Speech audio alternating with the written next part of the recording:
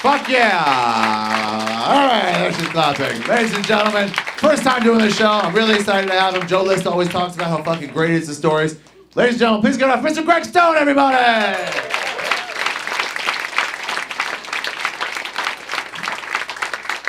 Here we go, Ferrari. All right. This story is twofold scary.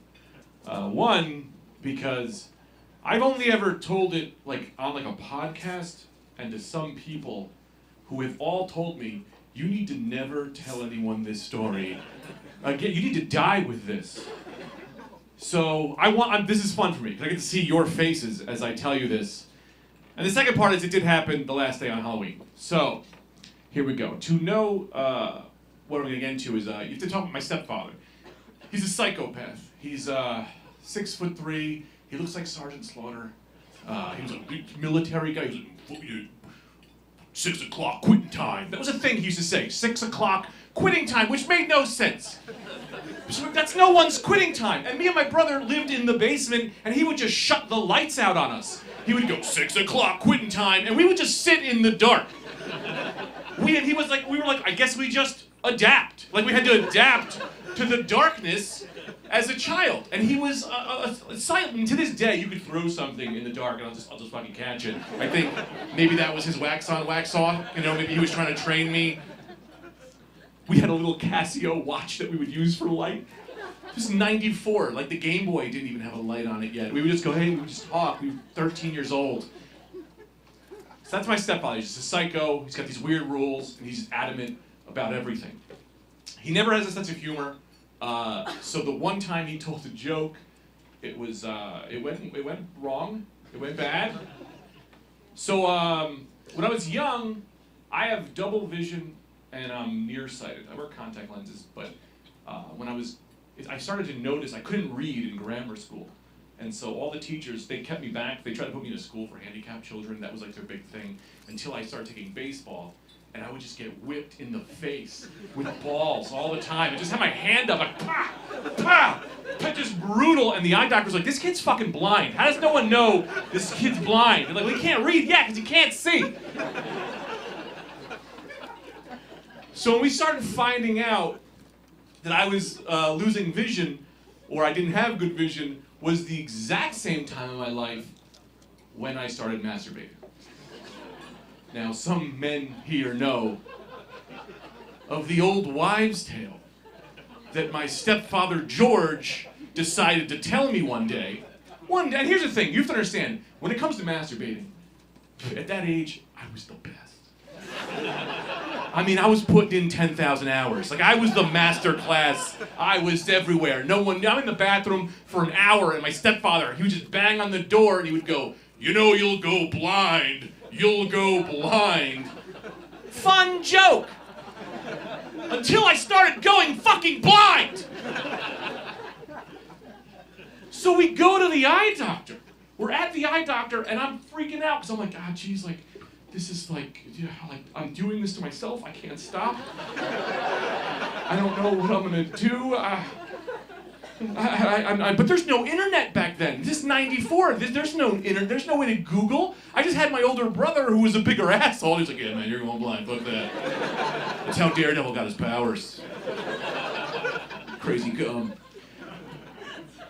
So we go to the eye doctor, and I don't want to, I'm like, okay, so I go up to I see the eye doctor, we're in the waiting room, I go up to the doctor and just say, hey, listen, is there anything that I could be doing to myself that could be causing me to go blind? And she was like, what are you talking about? And I was like, am I doing something? She's like poking yourself in the eye? What are you talking about? I'm like doing something, like, jerking off. Is jerking off making me go blind? And she goes, hang on, let me get the doctor.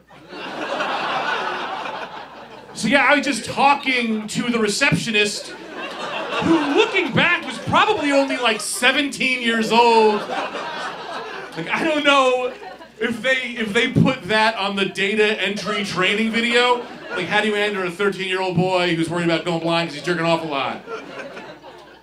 So the doctor calls me in with a meeting. He's with my father, and he's like, just letting you know, this is all This is all this. This is not all that. You're fine. You're fine. You're fine. Right? And so then I was like, okay, like I'm never going to admit to this again. I'm never going to. Now, that might be what you think is the most embarrassing story. No, this is where this tale gets titillated. Like I said, I'm one of the best at masturbating in the world. And here's the thing, I'm not somebody who's so cocky about it that I'm gonna go, I'm the best, I'm doing it the best, and give up. No, I'm always looking for new, better ways. I was 13 in the shit. My brother won a Wile E. Coyote doll down the shore. It was like 4 feet tall, and I was like, yeah, let's get that home, I'm gonna fuck the shit out of that thing. I'm gonna fuck that thing big.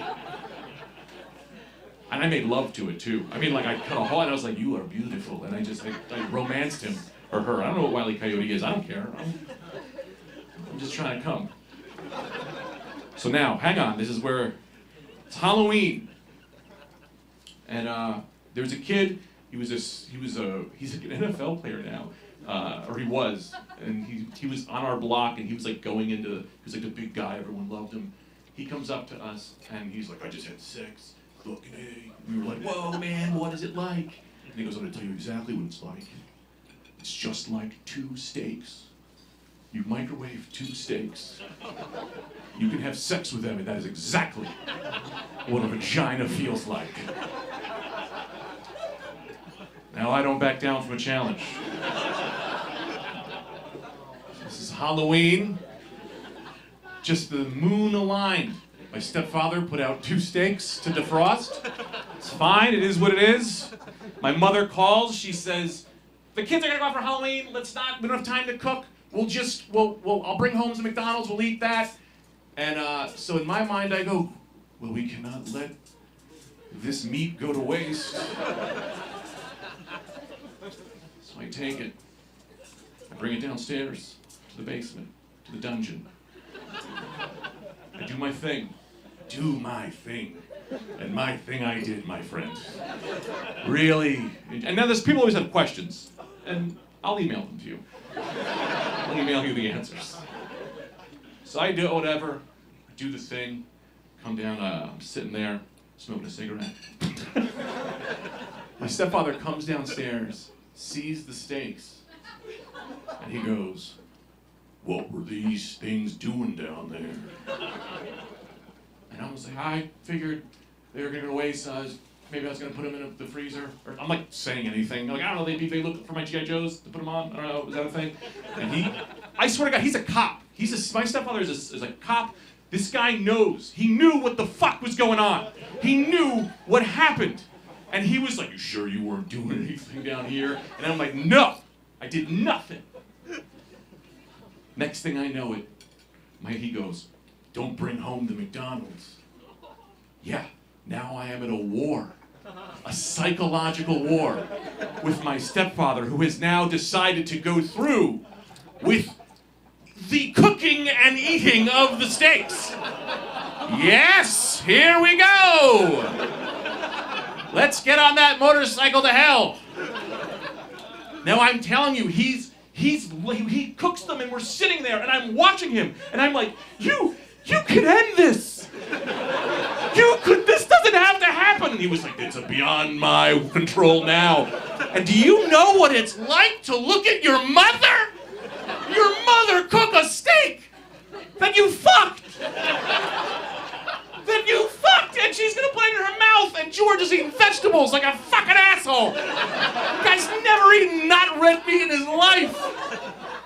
And I'll be honest, I'm a hero. I ate it. I said, fuck this. I'm eating it. We're all gonna die. My brother, my sister, my mom, we all fucking ate the steak. We ate. Now, I don't know what that makes me.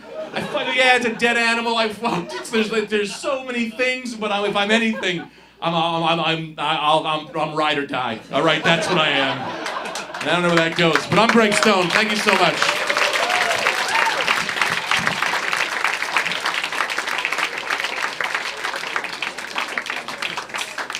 Greg Stone, everybody. One more time for Greg Stone.